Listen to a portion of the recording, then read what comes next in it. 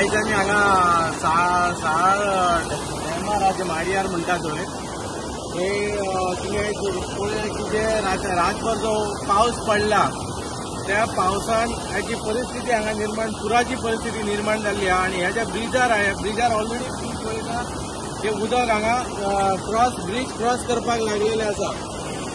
आयज हो जो पावस आसा जर म्हाका दिसता जर हो पावस जर आनी एक 2-3 वरां जर हो पावस जर थांबोंक ना तेवढे डॅमाचें उदक सोडलेलें आसा आनी हो जर पावस आयज थांबोंक ना जाल्यार 100% साळान खंय तरी परत पुराची परिस्थिती निर्माण जातली। तेन्ना सगळे जे साळांतले लोक आहात त्यांच्यानी सतर्क जावचे, त्यांच्यानी आपापली काळजी घेवची आणि कोणी जे असल्या हेवी पावसान भायर सरचे न्हू आणि आपले गाडये बिडे उदकान घालचे न्हू अशें हांव सगळ्यां कडेन मागणी मागता। आणि हेचेर जशे मामलेदार आहा जशे डेप्युटी कलेक्टरान आहा त्यांच्यानी हे जे उदक भरता हेचेर मातशें सिरियसली इश्यू घेवन आयज तरी सगळी वेवस्था तेंच्यांनी करपाक जाय ज्या अजून कोणाक त्रास जावचो न्हू। सरकारा कडेन मागता की यंत्रणा बेगींतल्या बेगीन हांगा साळान सज्ज करची। जर हो पावस जर कंटिन्यूच रावलो जाल्यार डेफिनेटली पुराची परिस्थिती परत एकदा साळाचेर येतली अशें 100% दिसता।